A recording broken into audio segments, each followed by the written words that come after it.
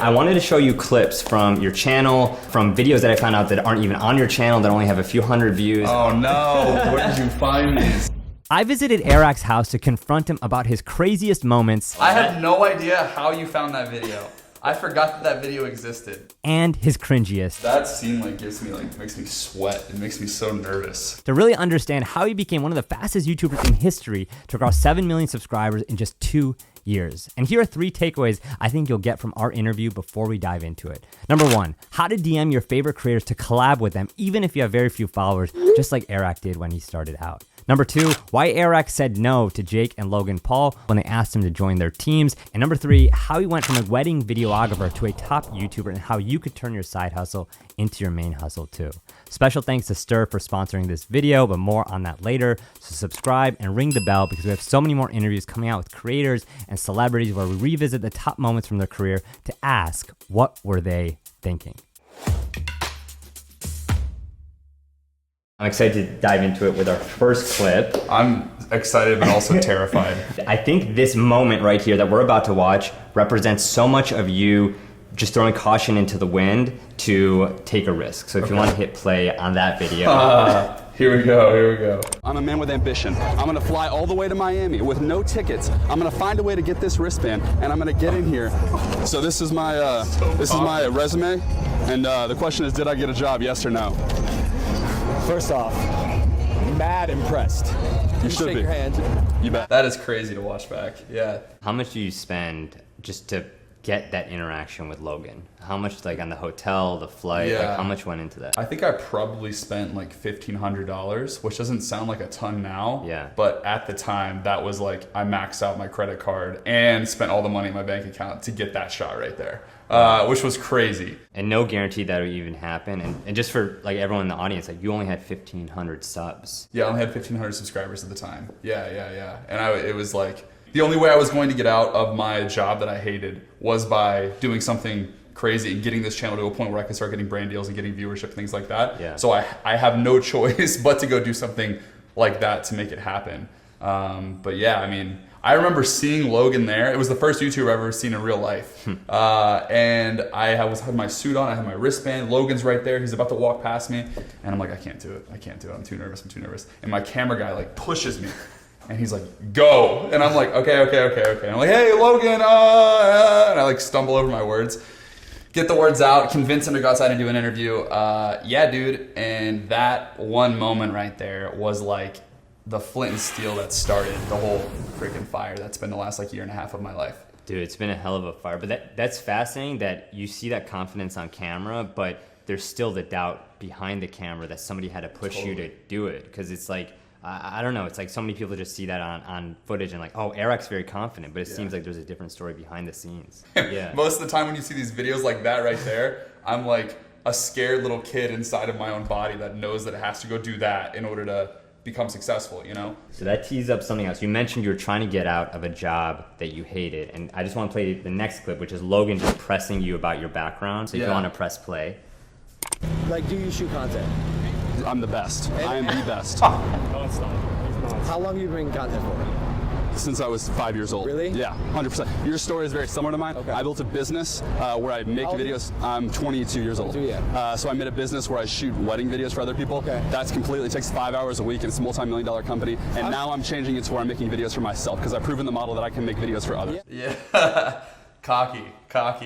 But you have to be. You have to be. Yeah. In that moment, I feel like you have to like kind of play it up. Otherwise, like, you know. It's like, what do you say to one of the world's biggest digital stars to help them understand that you have potential? You know what I mean? Like, how do I communicate everything that's happened over the last year and a half that I said in that video was going to happen? Right. But how do I convince this guy in the next 10 seconds that that is actually going to happen? That I'm not like, I mean, now I get those DMs of like, hey, I want to be big on YouTube and social media. And it's like, okay, like, don't we all, you know? Like, don't we all? And I think that's like me trying to convince him in that moment that that I'm serious about it. And I think there's another clip in there where I say, I will make it on the internet regardless of if this interaction works out or not. Yeah. Regardless of what happens, it doesn't really matter what happens here. It'll either put it on the fast track or I'll just do it myself. Totally. Because I had no choice at that point in my life but to figure out how to make it. There's a tiny detail in that video that just stood out to me that just was almost like a drive-by detail I feel like most people didn't notice. It was like, I built a multi-million-dollar company and run it with just a few hours a week. Yeah. What the heck? Like, is that the wedding photography and videography business? Like, how did you set that up? And then more importantly, how did you turn that business into something that would just run by a few hours a week so you could take some of the funding and fuel your YouTube channel? I don't know if I've ever said this publicly how it worked, but it was basically I would make Facebook ads and put them in like the biggest wedding cities around the US that people were getting married in, and advertise as a wedding videographer, like, hey, I'm here in Chicago as a wedding videographer, even though I lived in Atlanta. And then I would book weddings in Chicago off of those ads, and then I would hire local talent to go shoot those weddings. Brilliant. So basically, we would have like every weekend we would have like 12 weddings going on somewhere around the US. Every single weekend for an entire year. And so I would hire on a couple people basically just to manage logistics.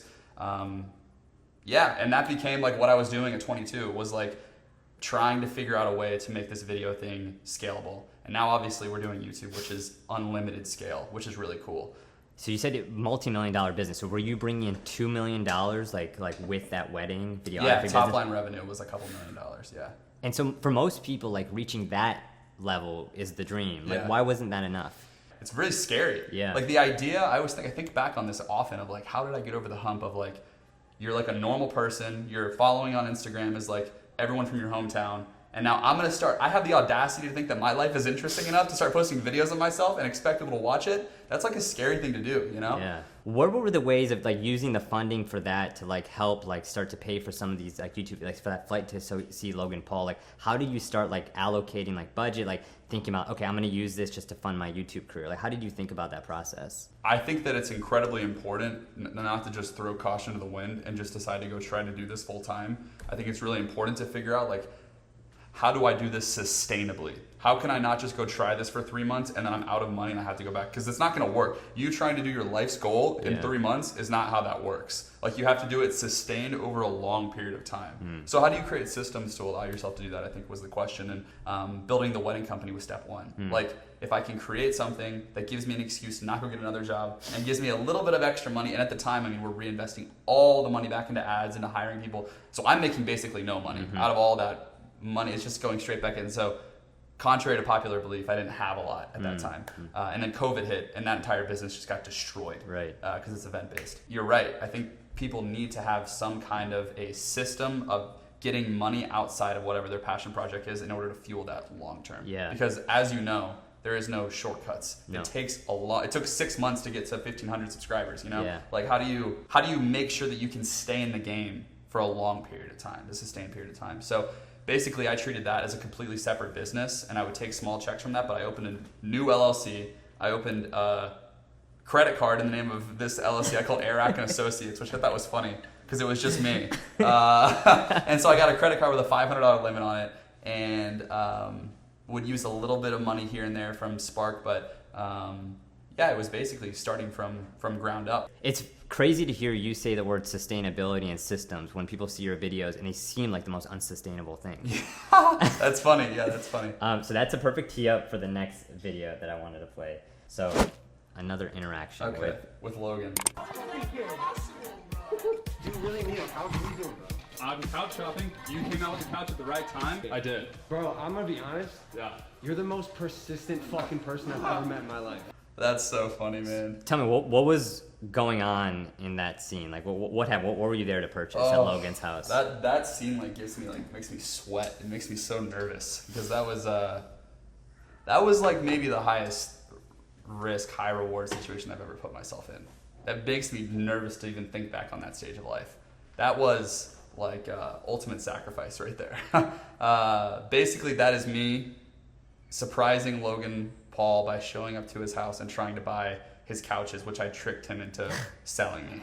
And the way I did that was I didn't have $17,000, so I applied for an SBA like government loan for Airrack and Associates, my previously mentioned LLC. Yeah. And they gave me a loan of $17,000, and then I cashed the entire thing out in like bricks of money, and then put it in a backpack, and then flew to California that day, and then showed up in the back of a U-Haul and like opened up the U-Haul and like there I am. Leave with the freaking couches and negative $17,000 net worth. So that's basically what that clip is right there. Yeah. What did you do with those couches, or what possessed you like to think like, okay, this could be sustainable? Like Yeah. I want to like bring those two things of like taking risk, but like I feel like there's a system or like there's a thought process for you to do that. Basically, my thought process was he had been promoting these couches online. Everybody knows about these couches that he spent all this money on. He's trying to get rid of them. And then I'm going to be the guy. Who's going to buy these couches? No one's going to buy these couches. So I'm going to be the guy that does it.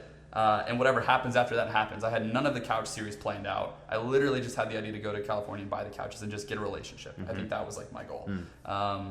So I cashed the money out and basically understand that like worst case scenario, this video gets 200,000 views and then I spend the next year trying to pay back $17,000. That's my worst case scenario. Best case scenario, the video gets 1 million views. I had a brand deal on this video based on the amount of views that I got that would potentially make me back 15,000 of the dollars. So if the video got like 1 million views, then I would be able to pay for these couches. So it was a bet. Yeah. It was a big bet. And that's a huge bet. 1 million views at that point. Like how many subscribers? Yeah, did you have? I mean, I had like 100,000 subscribers and was pulling like 40,000, Yeah. 30,000 views, something like that. But the idea, the bet was I've watched so much YouTube in my life and I'm so obsessed with this platform. I know it well enough to know that that video right there is going to pop off, you know? And I also did a thing that doesn't get talked about very often, but on that video, I did my call to action was like, I'm going to sacrifice the entire video for your enjoyment of this video. And then at the very end of the video, I'm going to put a call to action that says, go to Logan's video and go comment, hire Airrack 2020. And that became this enormous campaign. And his entire comment section on like a video that got 8 million views was hire Airrack 2020. And now everyone's wondering, what's Airrack? And they're looking it up in the search bar and finding me. And then I gain like 250,000 subs in like a month. And then my life changes, you know?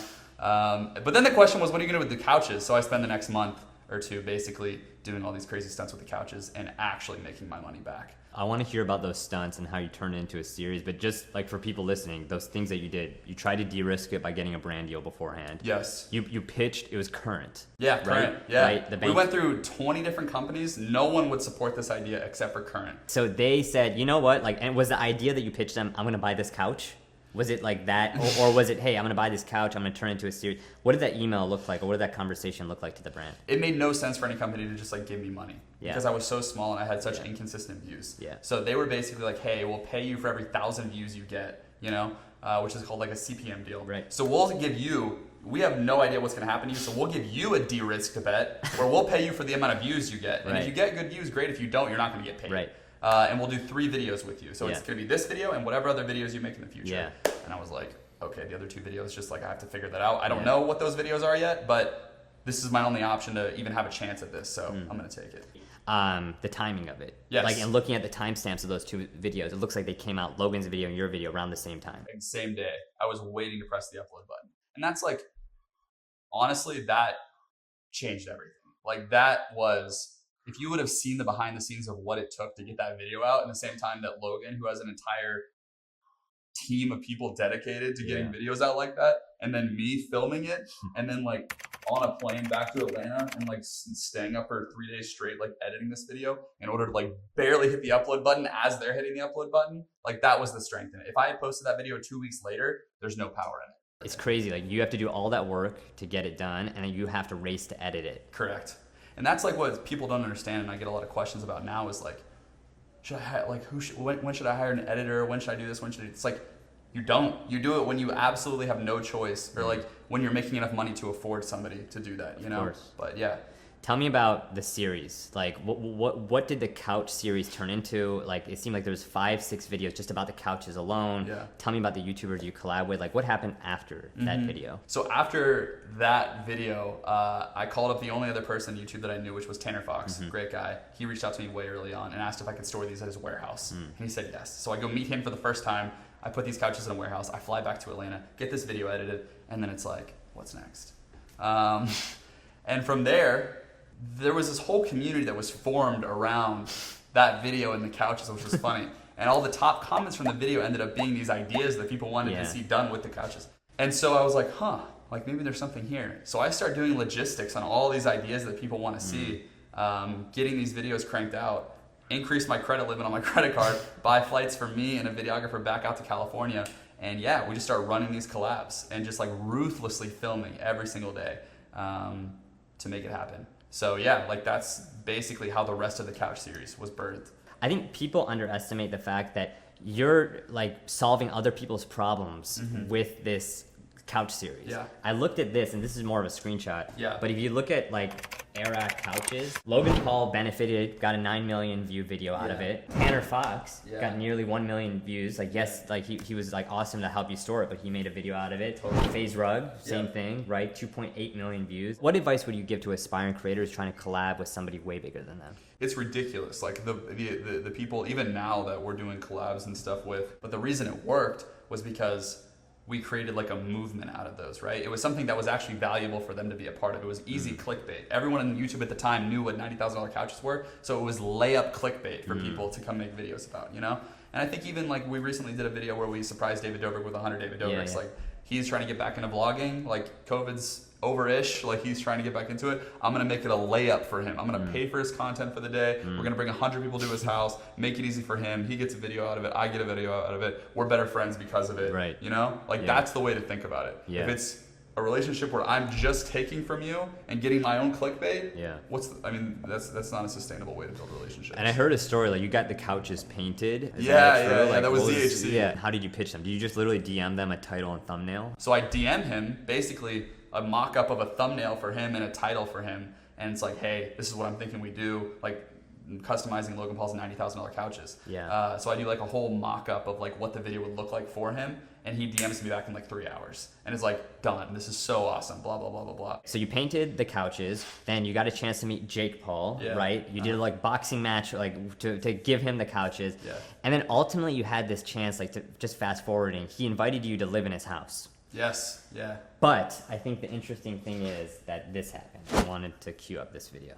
Oh yeah, here we go. Somebody that has done so much on the platform sees that same thing in me. That is like so humbling, and it only makes me want to like work harder. That being said, as much of an opportunity as that is, as cool as that might sound, seeing the way that we have built this channel in the last 6 months gives me full confidence that we don't need to move into a certain house, that we don't need to be associated with a certain person in order to become successful on the platform. Yeah. Why did you reject Jake Paul when he asked you to live with him? Getting around these bigger creators and people that have created just massive multimedia companies on the platform, you know? And it's like planets, right? Like you have, this is Jake Paul right here, you know? And I'm like a little pea at that time, like orbiting around the planet of Jake Paul. And if I'm not careful, I get absorbed by his gravitational pull into this machine right here, which stifles your ability to become one of these, like your own planet out here, right? The more you're out here, the bigger you grow. But if you become part of that machine, you're basically stepping off the treadmill and you're saying like, this seems easier, you know, or becoming like one of these bigger, like a planet in the solar system is too scary. Yeah, and it's too hard, and I'm not willing to do that. So I'll just become a moon. Correct. Yeah, exactly. And so I think that clip is basically me making the tough decision. I called Jake, and it was like a hard call, but basically saying like, hey, I'm like betting on myself, and I think that I can actually do what you've done. So as cool as that offer is, and as like sexy as that looks, I'm actually gonna go like do my own thing and take a risk on myself, you know? How did you respond? He was not happy about it. He's not happy about it. Understandably so. Yeah. But since then, I think that those types of moves are actually things that long-term people respect. Yes. And so Jake and I are on good terms now, and he completely understands. But at the time, yeah, Jake and I were in some similar physical spaces, and he was avoiding me at all costs and was not happy. Wow. But it is what it is, you know. He did something really cool for me. He gave me some free content, and then I repay him by like rejecting his offer. So I understand why he would be upset. But you have to do what you have to do for yourself sometimes, and be selfish at the right times. And I think that because you did that, like people are just starting to like, you know, come towards you in the way that you approached Logan just a year ago. It's definitely true. One of those people is Phidias. Ah, yes. I want you to play that. For the big moment. Airrack is coming. Airrack is coming. I wonder what Airrack does with Mac now. I will not stop until I give this box to Airrack.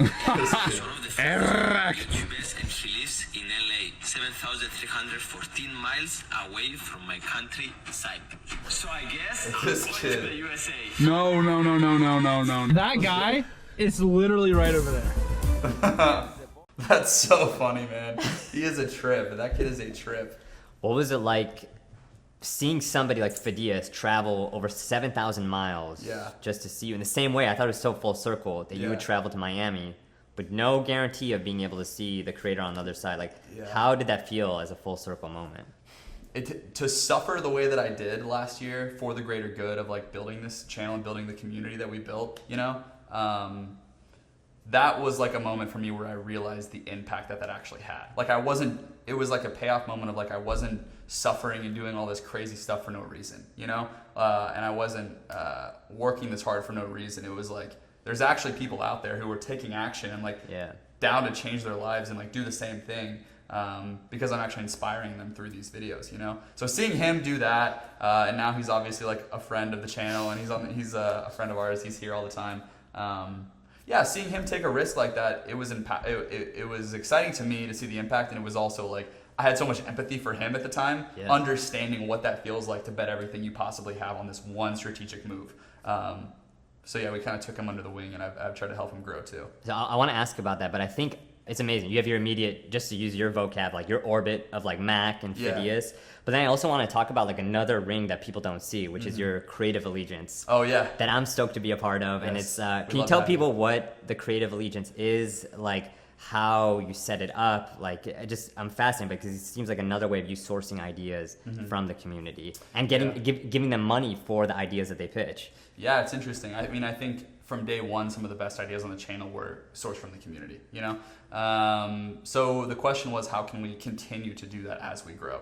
And finding like other smart people and other people that we think are creative and adding them to what we call the creative allegiance, which is sometimes we do it publicly, sometimes we do it privately, but it's a group of, you know, up to 10 people that basically come in with ideas for the channel with a certain amount of constraints around the ideas. And then we all chat for like an hour and just talk about video ideas. And then at the end of that, we write down those ideas. And if we end up using one on the channel, the people in the call actually get paid out and they get a portion of my AdSense check. And I think you've been on the receiving end. This is my paycheck, man. Look at you. You got me $190 right there.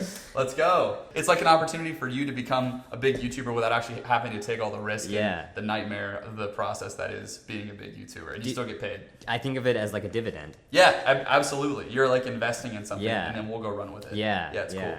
I wanted to talk about, as you talk about community as well, you started this program called Creator Now to help empower aspiring creators.